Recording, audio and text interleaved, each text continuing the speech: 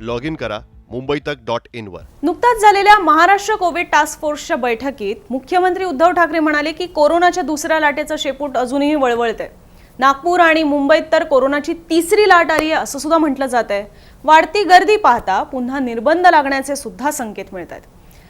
दुसरीकडे भारतातली जर रुग्णसंख्या पाहिली तर ती सुद्धा काही अंशी वाढताना दिसते। त्यामुळे खरंच कोरोनाची तिसरी लाट आली आहे का आणि मुंबई नागपूरची परिस्थिती नेमकी काय सांगते हेच आज आपण समजून घेणार आहोत। नमस्कार, मी अनुजा, तुम्ही पाहत आहात मुंबई तक।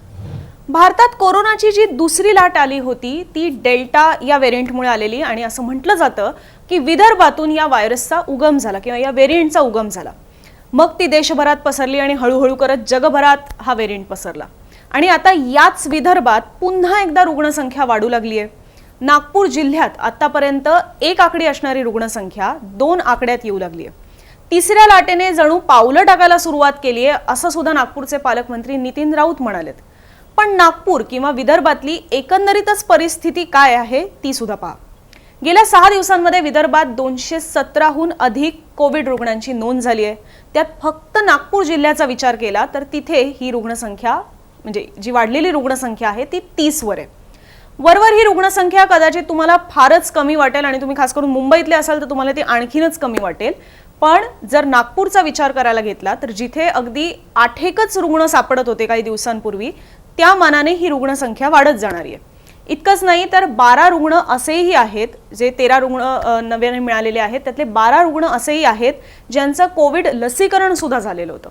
नागपूर जिल्ह्याचा खास करून विचार केला तर 4 सप्टेंबरला नागपुरात कोरोनाचे अवघे 7 रुग्ण सापडत होते।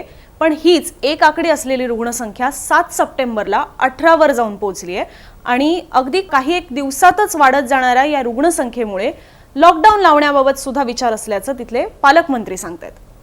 आता आपण मुंबईचा नुकताच उल्लेख केला तर मुंबईच्या सुद्धा आकडेवारीवर नजर टाकूयात। मुंबईची चिंता वाढण्याचं कारण म्हणजे ऑगस्ट महिन्यात मुंबईत जेवढे रुग्ण कोविडचे आढळत होते त्याच्यात 30% रुग्ण एकट्या सप्टेंबरच्या पहिल्या आठवड्यातच सापडू लागलेत। सप्टेंबरच्या पहिल्या 7 दिवसातच मुंबईत जवळपास 3000 रुग्ण सापडलेत। मुंबईत 1 सप्टेंबर पासून 400च्या वर नव्याने रुग्णसंख्या नोंदवली जाते जी काही दिवसांपूर्वी अगदी 200-300च्या घरात आलेली। कोरोनाचे रुग्ण सापडू लागल्यामुळे ज्या इमारती सील केल्या जातात त्याची संख्या सुद्धा ऑगस्टमध्ये 20 होती आणि आता हीच संख्या 44 वर गेली आहे। कंटेनमेंट झोन सुद्धा वाढू लागलेत। पण इतक्यातच निष्कर्ष लावून चालणार नाही तर तिसरी लाट आली आहे असं ठरवायला आपल्याला रुग्णसंख्येवर आणखी 2 आठवडे तरी लक्ष ठेवून राहावं लागेल असं महाराष्ट्र टास्क फोर्सचे सदस्य शशांक जोशी म्हणालेत। पण एकीकडे टास्क फोर्स जरी असं सांगत असलं तरी दुसरीकडे मुंबईच्या महापौरांमध्येच ज्या किशोरी पेडणेकर आहेत त्यांच्यामध्येच कोरोनाच्या तिसऱ्या लाटेवरून काहीसा संभ्रम दिसतोय। पहिले महापौर म्हणाल्या की तिसरी लाट येणार आहे असं नाहीये तर ती आली पण आहे। पण 24 तासांच्या आतच त्यांनी आपलं वक्तव्य पलटवलं आणि त्या म्हणाल्या की तिसऱ्या लाटेच्या आपण उंबरठ्यावर आहोत असं मी म्हणाले। आता एकंदरीत महाराष्ट्राचा जर विचार करायला घेतला तर 6 जिल्हे असे आहेत जिथे ऍक्टिव्ह रुग्णांची संख्या ही वाढू लागली आहे। पुण्यातील ऍक्टिव्ह रुग्णांची संख्या ही 12,000वर आहे जी आत्ताच्या घडीला महाराष्ट्रातील सर्वाधिक ऍक्टिव्ह रुग्णांच्या जिल्ह्यांमध्ये पहिली येते।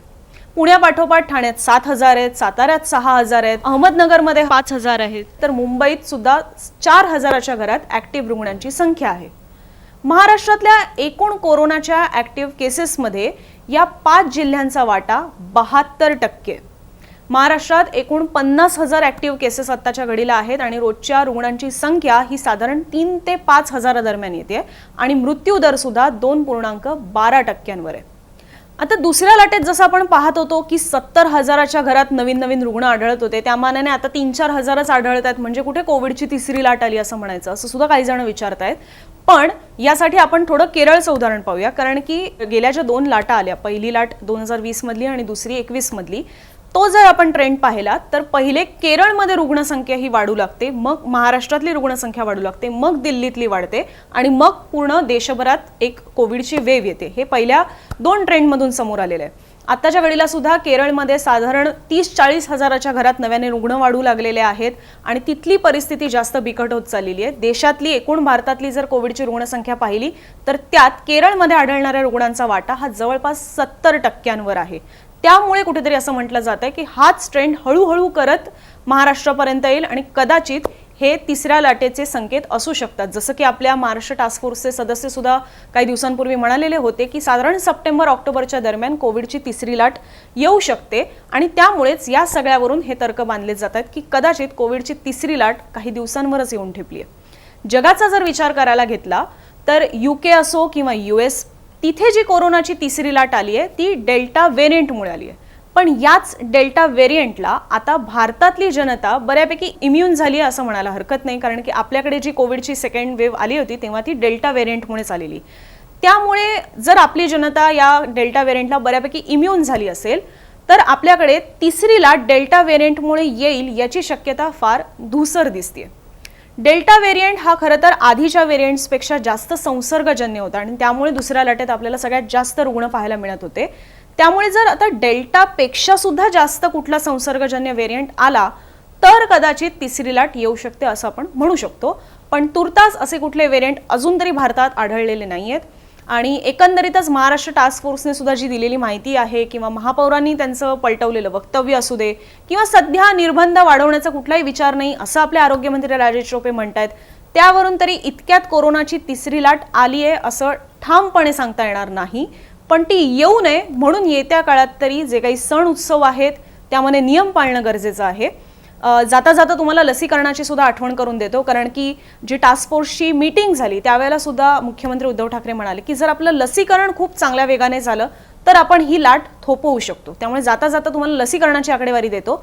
महाराष्ट्राचा विचार करायला घेतला तर महाराष्ट्रात आत्ताच्या घडीला एकूण लसीकरण हे 6,40,00,000 नागरिकांचं झालेलं आहे आणि त्यात दुसरा डोस ज्यांना मिळालेला आहे ती संख्या मात्र कमी आहे, 1,76,00,000 आहे. म्हणजे आपली महाराष्ट्राची 12 कोटींची जनता पाहता साधारण 1.25 कोटी जनता अशी आहे जी ज्यांचं लसीकरण पूर्ण झालेलं आहे.